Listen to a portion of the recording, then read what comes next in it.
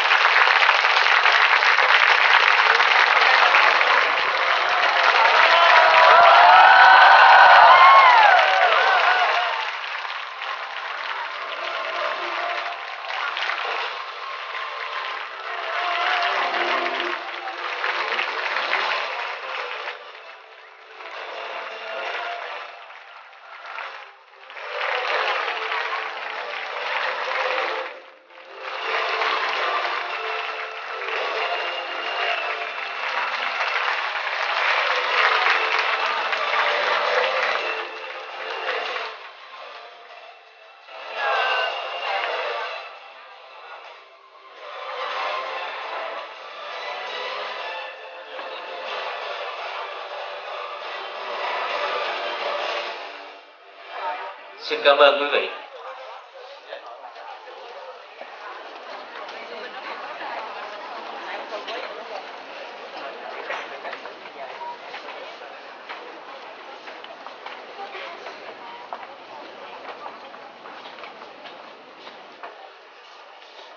Xin trân trọng giới thiệu Ngài David Johnton, toàn quyền Canada đến thăm và giao lưu với sinh viên Trường Đại học Công nghiệp Thành phố Hồ Chí Minh. Đề nghị chúng ta cho một tràng vỗ tay thật lớn để nồng nhiệt chào đón Ngài.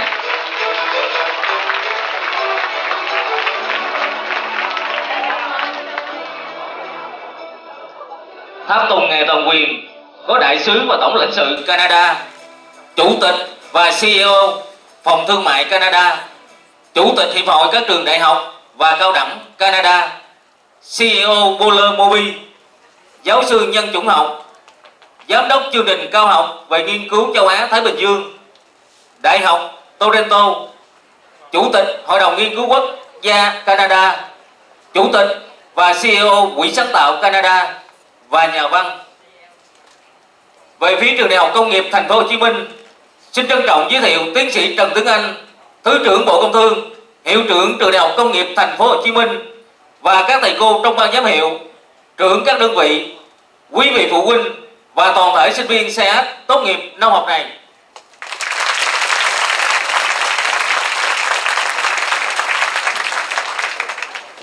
Tiếp theo chương trình, mời em Trần Lê Mai Phương, đại diện cho tập thể sinh viên CH phát biểu cảm tưởng. Xin mời em.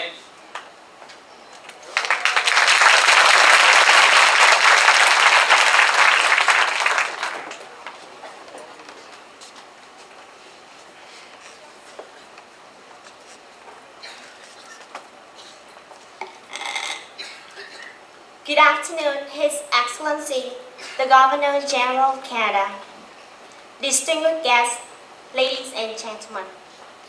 My name is Trần Lê Mai Phương. Truly, it's my honor to be here, right in front of you. Just like many other graduates sitting here, I have just finished the Business Administration program of Saskatchewan Institute of Applied Science and Technology, delivered at Ho Chi Minh University of Industry. Years ago, I lived and graduated high school in the United States. Upon returning to Vietnam, I heard of SAIS program, and after coming to SAIS office, I knew immediately that this was the program that I had been looking for. Remembering the first day coming to Ho Chi Minh University of Industry, everything was so new, so much to wonder. However, under the guidance and unceasing support of the faculty members and our dearing instructors, all the students and I were taught in a favorable learning environment with tremendous opportunity to learn and to expand our horizon. Also, this year graduation is even more special because His Excellency, the Governor General of Canada, has paid a visit to our program. On behalf of the graduating class, I would like to offer my warmest welcome to you the Honorable David Johnton. Your presence is a great honor and encouragement to us. We deeply appreciate your coming and for the valuable time you are willing to spend with us. His Excellency, we wish you good health, happiness, and a successful trip ahead. Congratulations once again, class of 2011. I wish His Excellency, the Governor General of Canada, distinguished guests, and everybody here good health, strength, prosperity, happiness, and success now and in the future. Thank you.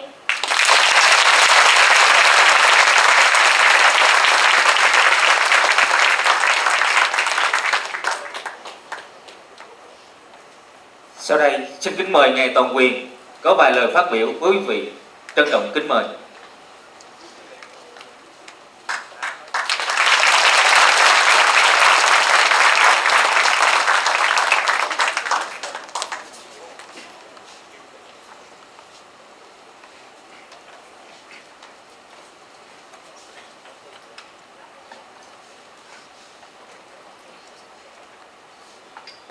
Mr. Vice Chancellor, professors, students, distinguished guests, ladies and gentlemen, congratulations to this wonderful graduating class and to the lovely valedictory address that we just heard. Bravo.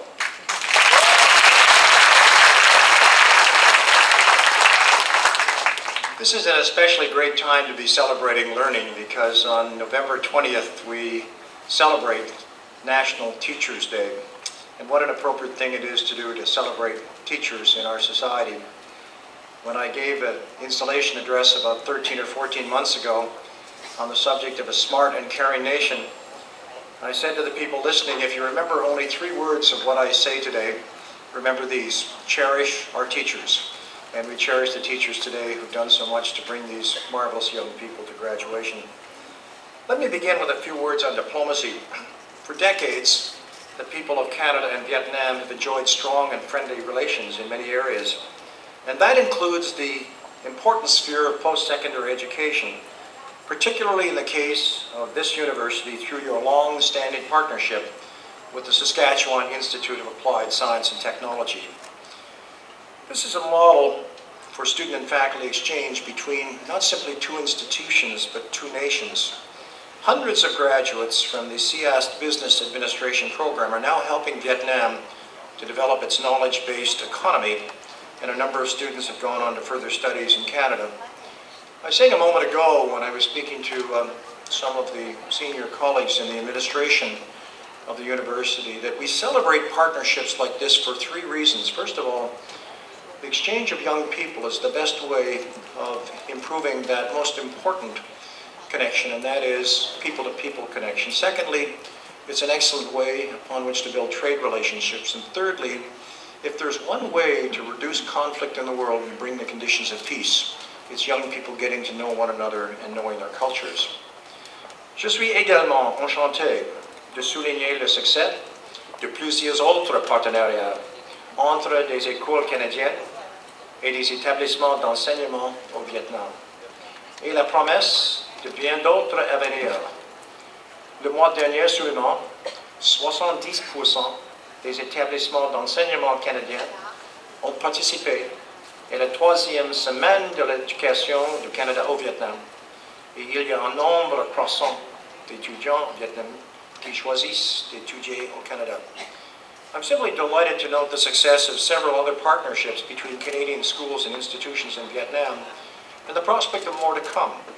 Just last month, 70 Canadian educational institutions participated in the 3rd Canada Education Week in Vietnam, and there is a steady increase in the number of Vietnamese students who chose to study in Canada. We are thrilled to welcome one and all, because one thing is certain: our future success as nations will be rooted in our commitment to learning and in the strength we derive from university. Let me say a word to the parents who are here. I'm a parent of 5 daughters, and I've got to tell you, the most thrilling moments in my life have been the birth and the marriage and the graduation of my daughters.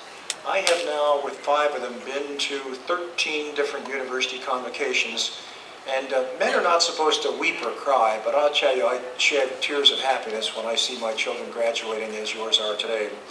Thank you to the parents for what you have done to make it possible for your child to have the great opportunity that this education is given to them. Let me speak a little bit to the students. There are many stories I can tell you, but let me tell you one of my favorite ones because it illustrates the journey upon which you are embarking now that you've finished the first stage of your formal education. The story takes place this way. It's a first day in the first class of a subject in university.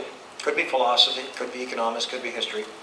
And the professor reaches into a drawer and he holds up an empty jar. And he says to the students, is this jar empty or full? The students say, oh sir, that's an empty jar. Then he reaches into a drawer and he pulls out an envelope and it's got some rocks in it. He puts the rocks in the jar, empty or full. Oh, it's full now, sir. Second drawer, an envelope with some pebbles. Puts the pebbles in it up the top, empty or full. It's really full now, sir. Third drawer, some sand in an envelope. Pours that in up to the top, full or empty. It's really full now, sir. Then he reaches down to the bottom drawer and he opens up a can of Diet Coke and he pours it into the top. Really full now, sir. So he pauses and he said, why am I doing this? Nobody answers. He says, well, I'm trying to teach critical thinking. When I first held up that jar, you said it was empty. Well, it was empty in the sense that it didn't have any liquid or solid material in it, but it had air in it. It wasn't a vacuum. And then, when I put some rocks in it, you said it was full, but it had room for other things. The point of that critical thinking is you always question the assumptions you bring to a certain conclusion. The information that drives it, the angle from which you look at it, and as in many things in life, it depends upon those assumptions. So that's a wonderful lesson in critical thinking. But then he says there's a larger lesson in this story that I want to convey to you. He said, think of this jar as your life at this point of time. It's partly empty, partly full. What about the rocks? The rocks are the really important values in your life. They have to do with your own sense of self-worth, your family, your friendships, those things that you really hold dear. The pebbles? Well, the pebbles are your responsibilities. If you have a job, you work hard, you show up in time, you have a thesis or a paper to complete, you do it on time, you do it as well as you can. You have responsibilities in your neighborhood, your community, your country. Third thing, the sand, what's that? That's just stuff. That's hanging out. That's just kind of wasting a lot of time.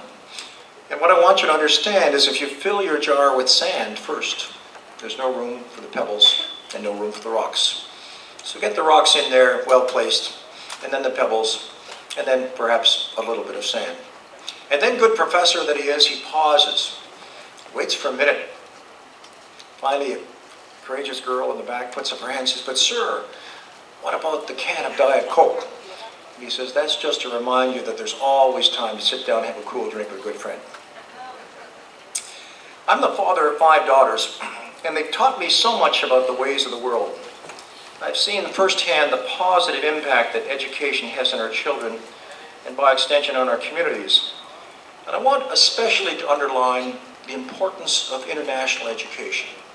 All 5 of my daughters began international exchanges at age 12. They have now worked as volunteers or been on academic exchanges or academic experiences in 12 different countries, sometimes one country 2 or 3 or 4 times. And I've watched my children grow from people who are just curious about difference to people who are tolerant about it, are respectful about it, and then deeply anxious to learn more about other cultures.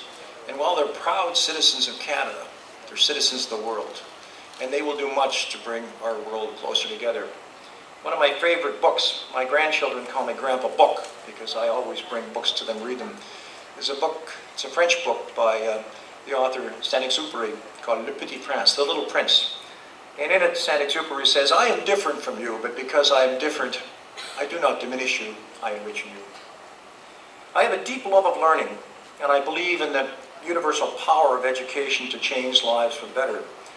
I spent the bulk of my life in school. As a matter of fact, I went to university at age 18 and I liked it so much I didn't leave till I was almost 70 years of age. And I thought I should do one real job before I retired, and so that's why I'm doing this job today. Few people today would disagree that a highly educated nation is a civic and prosperous one in the interconnected world of the 21st century, where our social, economic, and environmental ties are so important. There can be no true education in isolation. A smart nation learns from the past, it embraces the future, and looks to the world with confidence and respect.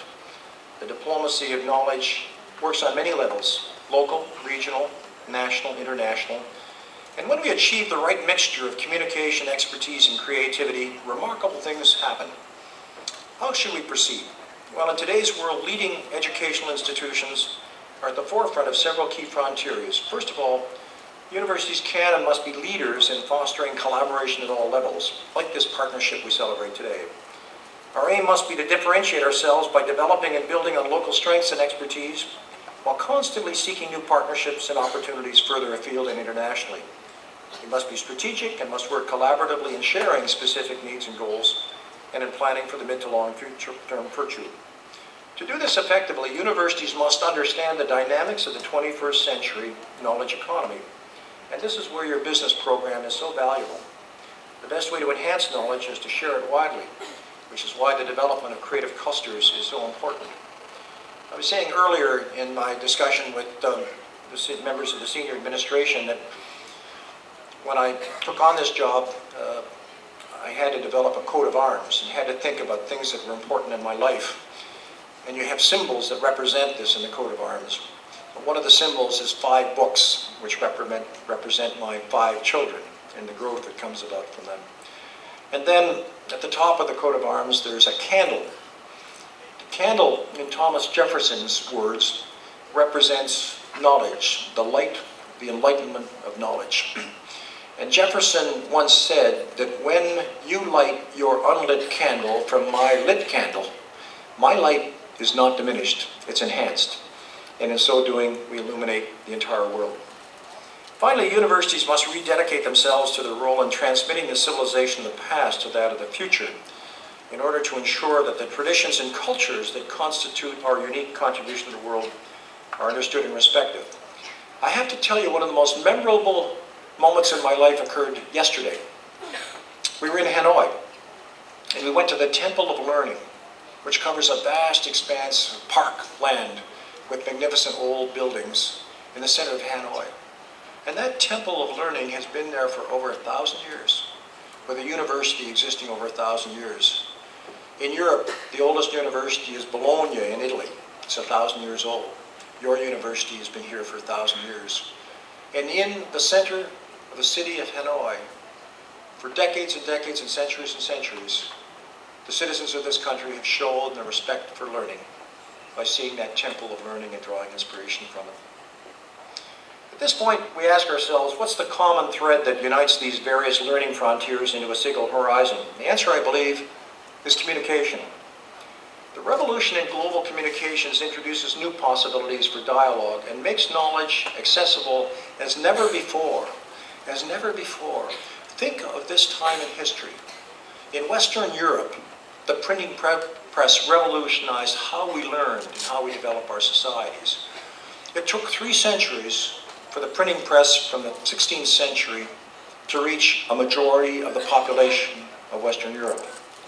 It took the internet, which symbolizes a new form of communication, a decade to reach a majority of the world's population.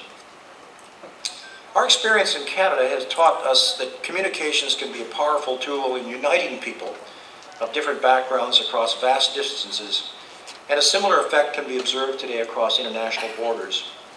Communications is the vehicle for our diplomacy of knowledge, and those who are adept at exploiting and enhancing our ability to communicate will be leaders in the 21st century.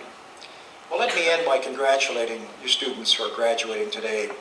And let me leave you with my 2 favorite lines from George Bernard Shaw, who said, "Some people see things as they are and wonder why. We dream of things that ought to be and ask why not." Merci.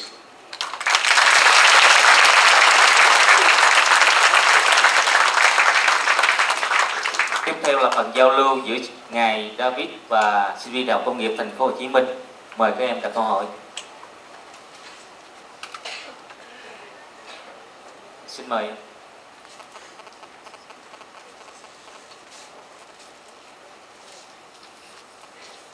Excellency Governor General of Canada, my name is Huỳnh Thị Kiều Anh. I'm a student of Science 4B.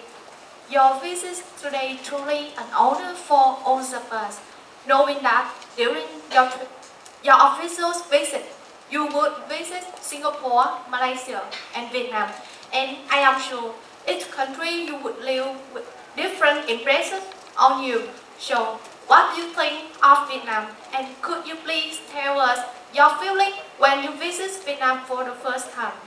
Thank you.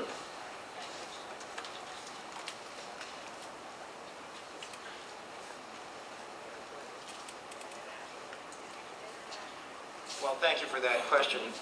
This is my first visit to Vietnam, but I have been to Asia, I expect probably 35 or 40 times since 1980.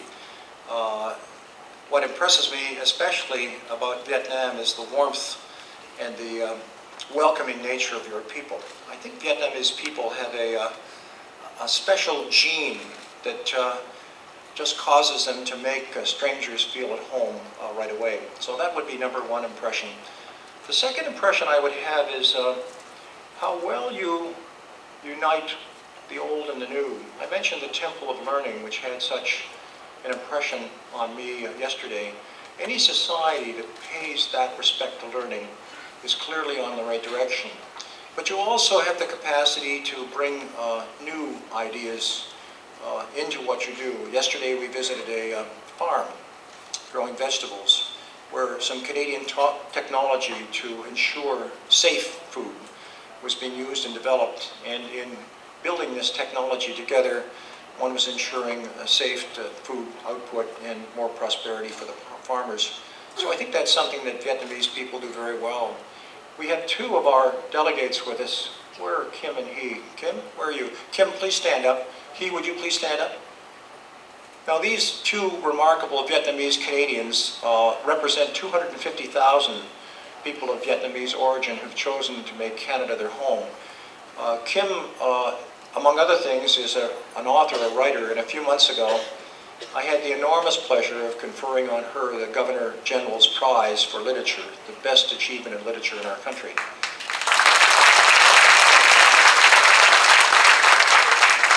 He is a Vietnamese-Canadian professor of social sciences, anthropology, who teaches at our largest university, the University of Toronto, and for many years he's been a very distinguished authority on this part of the world, interpreting it for Canadians and people in North America. So that would be another thing that strikes me about Vietnamese people. Somehow you produce outstanding citizens who make contributions at the highest level of excellence in their field. Thank you, He. Thank you very much, Kim. Comparisons with others. Each nation is distinct. Each individual is distinct. I think the important thing for people in Vietnam is to understand what your distinctive values are and advance them and share them with the world. Singapore is a place of great enterprise that has done very well. Malaysia is a smaller country than you are, 30 million population, but making good progress. I think all three countries are learning a lot from one another and sharing it with the rest of the world. Thank you.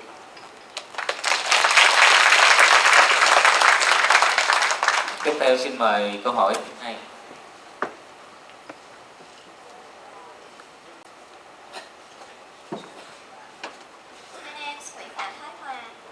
As last year's student, first and foremost, I would like to thank all faculty members and teachers at HCI campus for providing us with knowledge. Your Excellency, the Governor General of Canada, could you tell us your feeling upon seeing such students in Vietnam?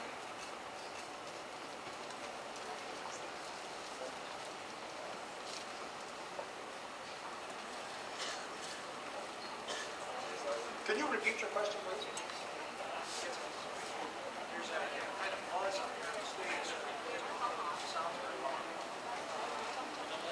Could you tell us your feelings upon seeing such students in Vietnam?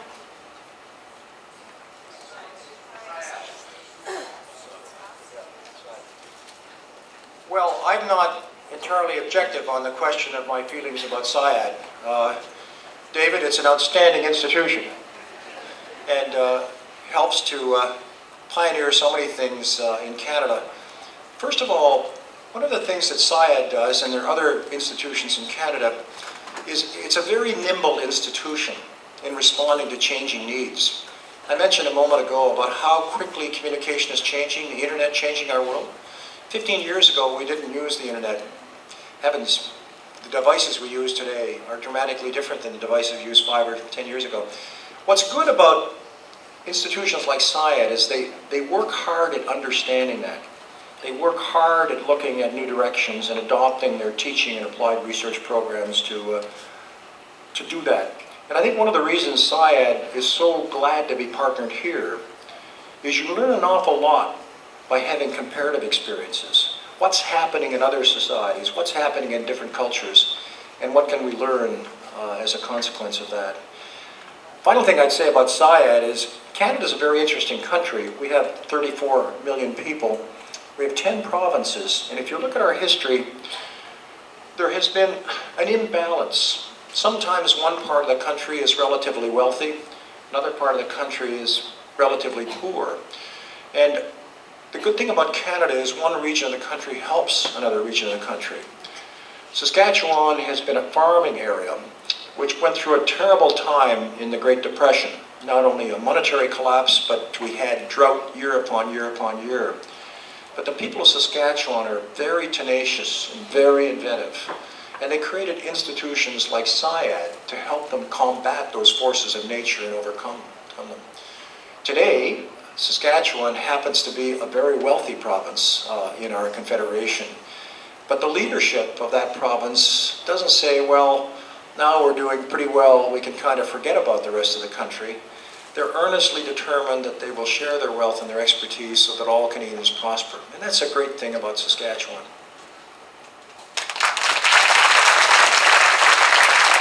Xin mời câu hỏi tiếp theo.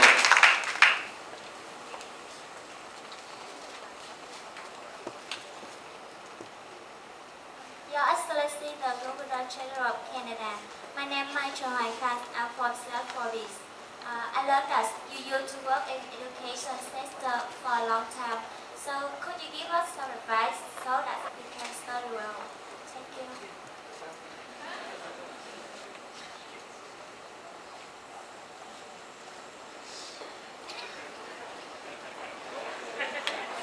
The question was, I've been in education so long, I need advice on how to study well. One answer may be that I didn't learn how to study well enough because I never really left university. Let me tell you about one of those eureka moments about learning how to study that came to me. I grew up in a little town in northern Canada, very, very poor background, with a very average educational system. And I had the great good fortune to receive a scholarship to go to Harvard University in the United States. And the first month there was pretty hard. I think the first paper that I submitted, I had a D- on it. I don't know whether you grade by letters here, but that's pretty bad. And I hadn't seen grades like that in some time. I thought I was a pretty good high school football player. That's the game we play where you throw the ball. And the first day I went out to try out for the team, the coach said, all you quarterbacks who throw the ball, go over there. There were 22 of them, and they looked like monsters. And then he tied a tire up on the goalpost about 40 yards away, and he said, throw the football through the tire. Well, I couldn't throw a football 40 yards, even in a strong wind. And the first guy who picked up the ball threw it, and he hit the tire. So I was feeling pretty low about myself. And I had done very well studying in high school because we had one textbook for the subject history, and we had province-wide examinations. And I don't have a photographic memory, but I have a good memory. I read the textbook probably 10 or 12 times through. And so when the question came on the examination, I could picture the 4 or 5 pages in the textbook that provide the answer and scribble them down. On I went to the next question. I did very well. Here I am at first year Harvard, and we have a history course, and there is not a single textbook. As a matter of fact, they don't use textbooks. They go to original sources, right back to the basics. And for the theme for this week, we had 6 different readings, anywhere from 20 to 200 pages. So I carefully did all of the readings. I made my summary of each of them, and then I did a little 3x5 index cards for each of those 6 readings, and I put the cards on my desk. guess what? Each one was different in answering the same question. This was terribly confusing to me. So I went to my professor. It was a class of 1,000 students. And I said, Professor Fleming, I'm in such a dilemma. I've read the 6 readings very carefully. I've made my summary of them. I'm comparing the summaries. Each one is different. Which one is right? Which one is the truth? Now he could have said, holy smokes, how did we let this guy get into a place like this? He didn't. And he said in a whisper so the other students wouldn't hear, putting his arm around my shoulder, maybe none of them. And the light went on. And so the lesson from that story is the best way to study is to study so that you understand. Don't memorize. Understand. And constantly ask the question why. One of the reasons we do research in university is because we're not only answering the what and the how, we're answering the why and the where to go. And so you must always keep in your mind that question of why. Where did this come from? Where is it going? Like the jar, is it empty or full? That depends. And if you take that attitude to learning, and if you have a love of learning for itself, as you must have in Vietnam with that temple of learning, then you're lifelong learners. You're learning all the time. You're always combining theory and practice. The most practical thing in the world is a good general theory, especially if you're constantly testing it against experience and adjusting it accordingly. Thank you for that great question. Xin mời các em tiếp tục đặt câu hỏi.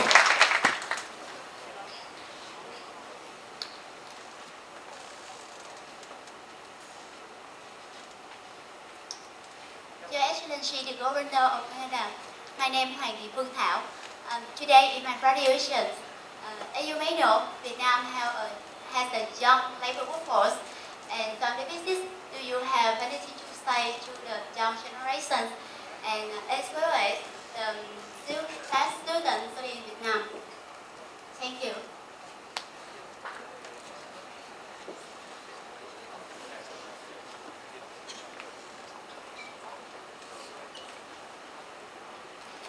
What a wonderful question. With a young workforce, especially here in Vietnam, what is the future? Well, let me again tell you a couple stories. First of all the important things in life I've learned from my children. I don't say that in jest. My children have made me a better human being, and now my grandchildren are doing it. As I tell you, my grandchildren call me Grandpa Book, because I love to read to them. The second thing I would say that if you look at history, this is a great time to be young. And the reason for that is, for the first time in history, the most important quality in a society is not the size of your gross domestic product, and not the size of your armada or army or other physical manifestations of power. It is how well your society deals with knowledge, how well a society takes the talents of all of its people and maximizes them to the fullest potential. And guess what happens when that occurs? That fullest potential tends to expand even beyond that. So those societies that have that sense of knowledge for all their people prosper very well. That will be the new definition of sovereignty. Now, why do young people have such an advantage? Well, we live in an age of very, very rapid change, and young people are more capable of adjusting to, responding to, and taking advantage of that change than people who are a little set in their ways.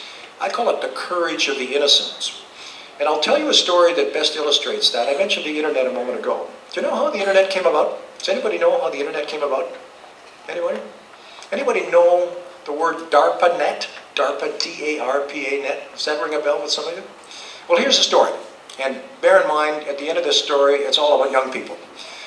In 1957, the Russians put a satellite up, and the Americans were very embarrassed and very concerned about that because they thought that they had mastered modern engineering, and they thought that they would have the command of the skies. But here was another rival nation in the middle of the Cold War that had so mastered rocket power that they put a satellite up in the area above which we had been able to place vehicles before.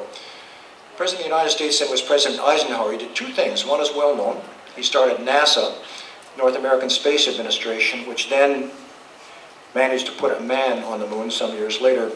The second thing he did is he started the Defense Advanced Research Project Agency network. And that was a system of communication that would link all the major cities and the Air Force bases in the United States, so that if an atomic bomb or hydrogen bomb ever fell on Washington, the capital, or New York City, it wouldn't destroy all the communications. Even if it destroyed the communication line between New York and Washington, like a spider web, this DARPA net would work in other ways to carry messages. But this is a lovely swords into plowshares story, because DARPA net was never intended to be used. And if it were to be used, it would be the most calamitous event we would know, the outbreak of World War III. It was under control of the most hierarchical, rigid ministry that exists, the Ministry of Defense. And it was intended to never be used except in this terrible calamity. But since the investment had been made in the spider web, the Department of National Defense began to use it for communications from Washington to the military posts. And then because scientists were doing classified confidential research, they used it to communicate with one another because it was such a safe way of communicating. And then they began to do it with their non-classified research. And then guess what happened? It got into the hands of their graduate students. And graduate students are the most irrepressible, creative, enthusiastic, inventive creature on the face of the earth. And they invented the internet. Now they needed a little help from a guy by the name of Tim Berners-Lee, who was a physicist at CERN, who developed the protocol, the methodology to carry those messages. But the internet came about through very young people. And so much of the software and the applications, where's Kunal? Kunal, stand up. Kunal Gupta. Kunal is 3 years out of the University of Waterloo and runs a company called Polar Mobile, which does applications for mobile handheld devices. How many different applications do you have now, Kunal? 1,200? You have 42 people working on this, distributing this around the world. And that's what's happening. I'm not sure what the average age of Kunal's employees are, but I put it about 22 or 23. So that's the great hope we have. Xin mời câu hỏi tiếp theo. Mời.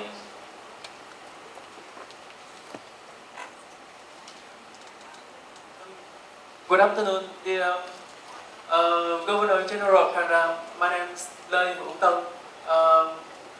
We're very interested in pursuing higher education in Canada. So, do you have any policy or special program for Vietnamese students who wish to study in Canada? And also, how should we prepare before we come to Canada to study?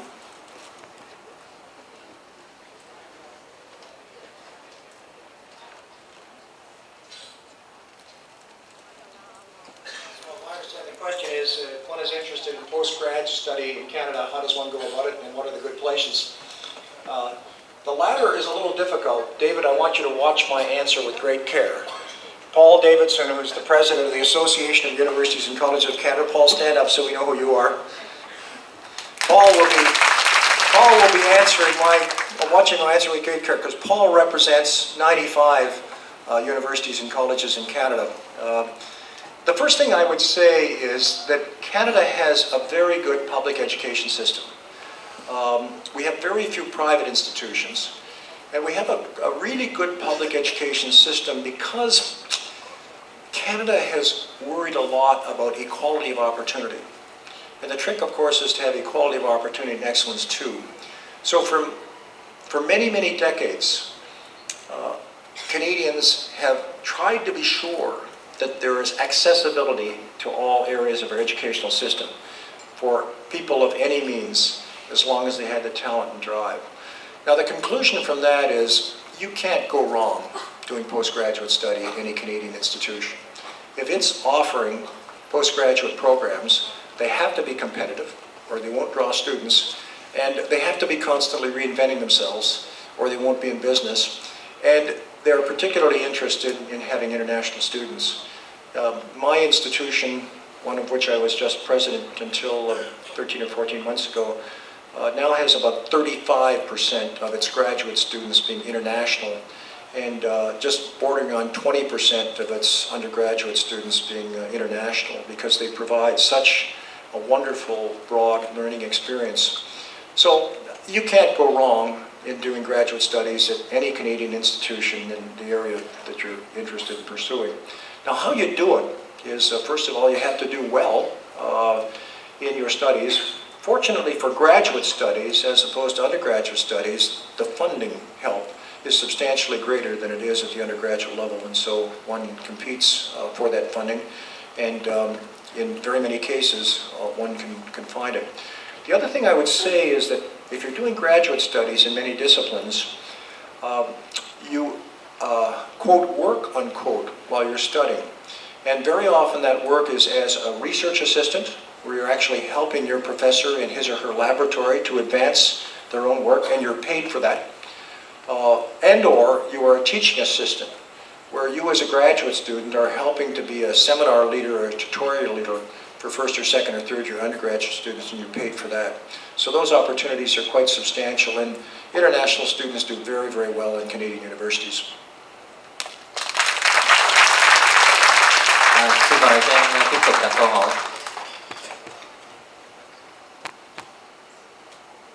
Your Excellency, the Governor General of Canada, I'm Thảo Tú, a SARS student. I know that you were appointed as the Governor General of Canada by the Queen. Many of us here are unfamiliar with this system. Could you tell me more about the system in Canada, as well as your work as the Queen representative?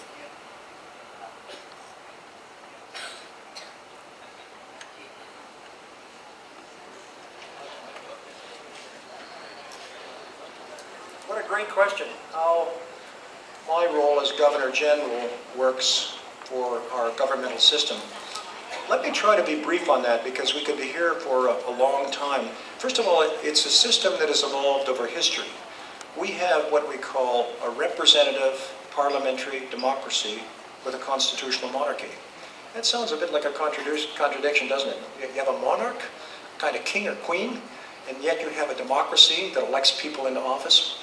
But that's because our system has evolved over about 1,000 years. One of the very first, and we come from the British parliamentary system. One of the first steps was in 1215, when King John met the barons, the important people, at a place called Runnymede.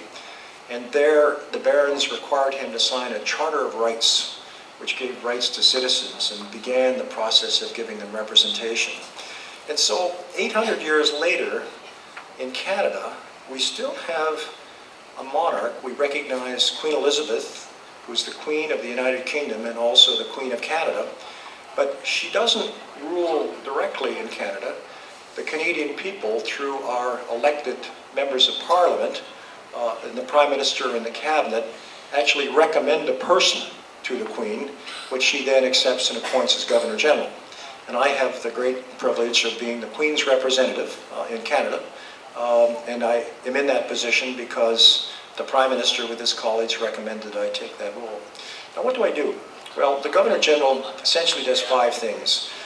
He or she signs into law all of the bills of Parliament, all the orders in council, all the appointments of senior officials, etc. So that's a lot of signing, but that's the final act in something becoming law. Secondly, the Governor General is Commander-in-Chief of the Armed Forces. Now, I don't go and give instructions to John and others in uniform here, because we have a Chief of Defense Staff who does that, and that Chief of Defense Staff, in a ceremonial way, answers to me, but substantively and in law, he or she answers to the Minister of Defense and the Prime Minister of the country. So that, again, that system is under some kind of control. The third thing that the Governor General does is he makes state visits like I'm doing today, and he recognizes the ambassadors of different countries that present their credentials. The fourth thing that the Governor General does is he presides in the Queen's behalf over the honor system in Canada. We try very hard to recognize Canadians who have made important contributions to their country. A moment ago, you saw Kim, who won the Governor General's Prize in Literature. We have a number of prizes in architecture, music, poetry, so many different areas of endeavor where we recognize people are outstanding. We also recognize people are outstanding citizens and have ceremonies of that kind. And the fifth thing that the Governor General does is to connect, to honor, and to inspire Canadians. And so the Governor General visits to a lot of different communities in the country, and in so doing tries to connect one part of the country with another to demonstrate the good qualities, the fundamentally important qualities that help our nation to grow and build, and to exchange those experiences from one region to another so we can learn from one another. And so when I was installed, the title of my speech was A Smart and Caring Nation, A Call to Service, and it would be my job to promote that smartness and caring in our nation.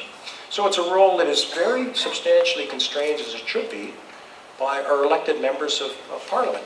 And in almost all of my responsibilities, I respond to the directions and to the vision of our elected representatives. Xin mời câu hỏi tiếp theo.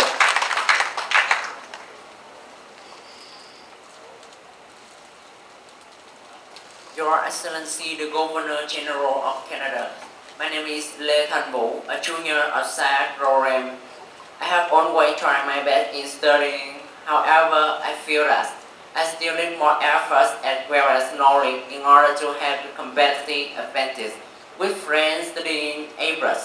In your opinion, what advantages and disadvantages Vietnamese students do have compared to Canadian students?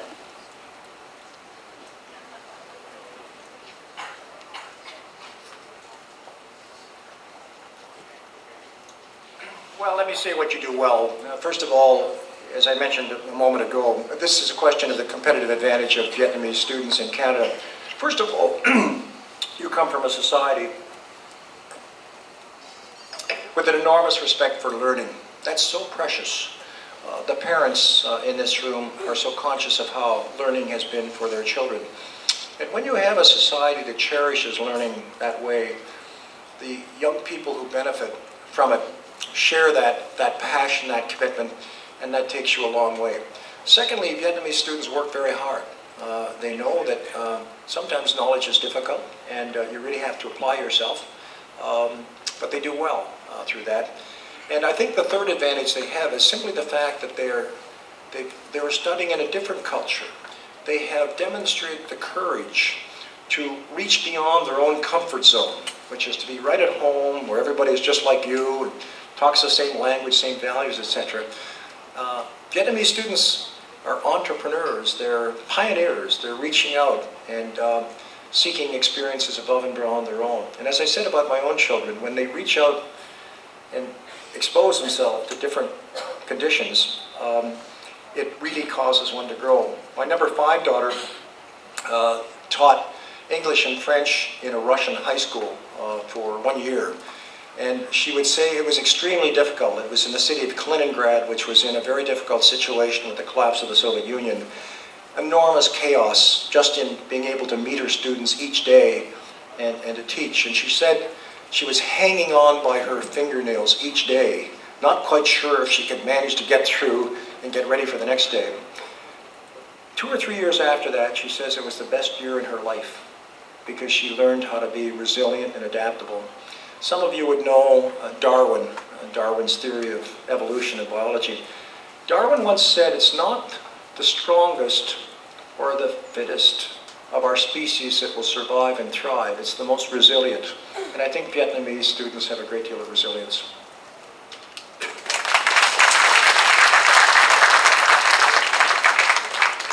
Xin trân trọng cảm ơn phần giao lưu của Ngài Toàn quyền Canada. Just as we're running out of time, let me tell you one story. Those were lovely questions. Thank you. I should tell you that if a really difficult one came along, I'd ask John to answer it. And I tell a story about that. Some of you would know about Albert Einstein, the great scientist. Well, Albert Einstein fled from Europe during the difficult conditions there for Jewish people and ended up at the Institute for Advanced Study in Princeton, New Jersey. And for a short period in his life, he was convinced that if people only knew more about science, we'd advance enormously and many of the world's problems would be solved. So what he did was he began going and giving lectures, popular lectures on science to whoever would ask him. Well, as you might guess, he was very popular, so much so that he had to hire a chauffeur in uniform to drive him from place to place. And one night he was being driven into New York City, and it was the 35th night in a row that he'd been going to give a speech on science. And he said to the chauffeur, "I'm so tired, I'm exhausted. I don't think I can do this for another night." And the chauffeur said, "Look, boss, I'll do it for you." I said, "You can't do that for me." He said, "Boss, I've heard you give that speech 300 times. I could give it in my sleep. And besides, I'm kind of short, fat, dumpy, with a lot of hair all over here, and I'll take my cap off and put my hair up. They'll think I'm you." "You really think so?" "Oh, yeah." Einstein, in fatigue, says, "Go ahead." So they come into the auditorium. The chauffeur gets up. Einstein puts the chauffeur's cap on and sits in the very back row and slumps off to sleep. The chauffeur gave the speech so well that he finished with about 2 minutes to go. The master of ceremonies, being a very clever person, said, "We have time for one question." Very distinguished gentleman like Paul there stood up and put a question which shot all sorts of holes in Einstein's theory of relativity. Just lambasted it. Super thought for a minute. He says, "My good sir," he says, "that question is so elementary. I'm going to ask my chauffeur at the back of the room to answer it." Thank you.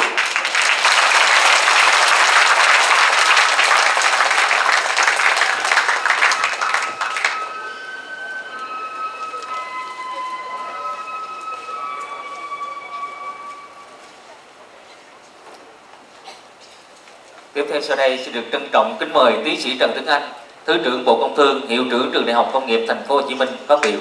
Trân trọng kính mời.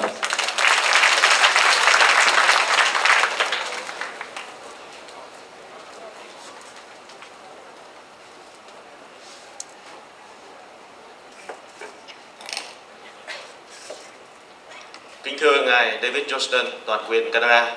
Kính thưa các vị khách quý Canada. Kính thưa các thầy cô giáo Trường Đại học Công nghiệp Thành phố Hồ Chí Minh, các em học sinh sinh viên của Trường Đại học Công nghiệp Thành phố Hồ Chí Minh, các vị phụ huynh học sinh. Kính thưa Ngài toàn quyền, chúng tôi biết rằng chiều hôm nay Ngài đã có một buổi giao lưu và những cái công việc phải nói rất là nặng nề, và phải nói là Ngài đã có những công việc rất là cực nhọc trong cái buổi chia sẻ với những câu hỏi của sinh viên. Chúng tôi xin một lần nữa chúc mừng Ngài toàn quyền về cái buổi giao lưu rất là thành công với sinh viên của Trường Đại học Công nghiệp Thành phố Hồ Chí Minh.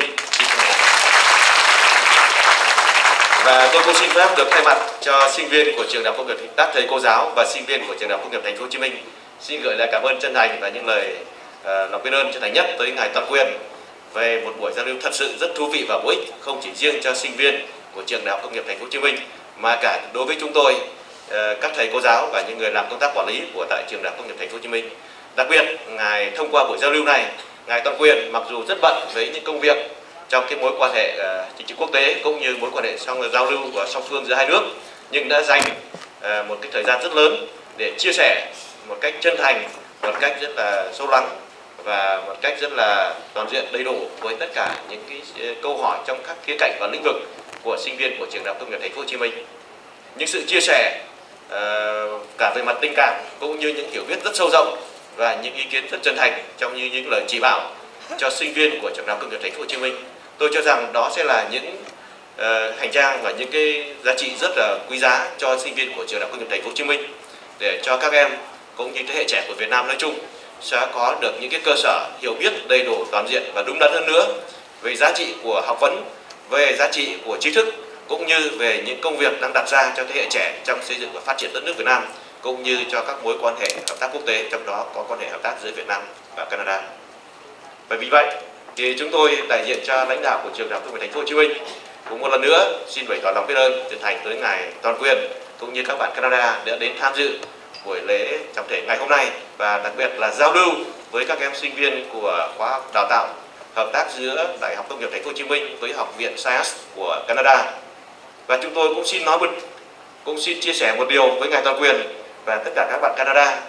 Chúng tôi rất tự hào về những công việc mà Trường Đại học Công nghiệp Thành phố Hồ Chí Minh đã, đang và sẽ làm được trong việc đào tạo ra những thế hệ trẻ, những nguồn nhân lực tương lai cho đất nước, cho cái tương lai sự phát triển của đất nước.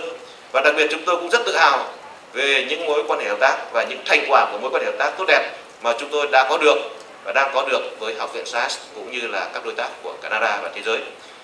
Vì vậy thì chúng tôi cũng rất mong Ngài Toàn Quyền cũng như tất cả các vị khách quý Canada sẽ chia sẻ và giúp đỡ cho chúng tôi để cho những cái chương trình hợp tác giữa Việt Nam, Canada cũng như giữa Đại học Công nghiệp Thành phố Hồ Chí Minh với Học viện SAIS sẽ có điều kiện để phát triển và đạt lên những tầm cao mới, như Ngài và lãnh đạo cấp cao của Việt Nam cũng đã khẳng định những tầm cao mới cho quan hệ hợp tác giữa Việt Nam và Canada.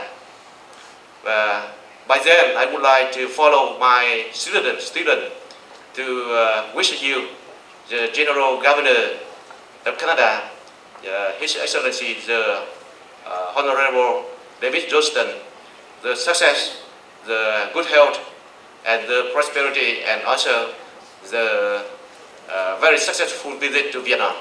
And thank you again for your visit to Vietnam and to our university.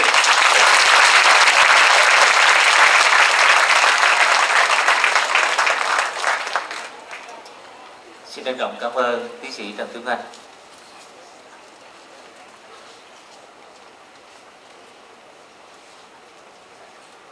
Kính thưa quý ông, quý bà, đề nghị toàn thể quý vị đứng dậy chào tạm biệt Ngài David Johnton, toàn quyền Canada.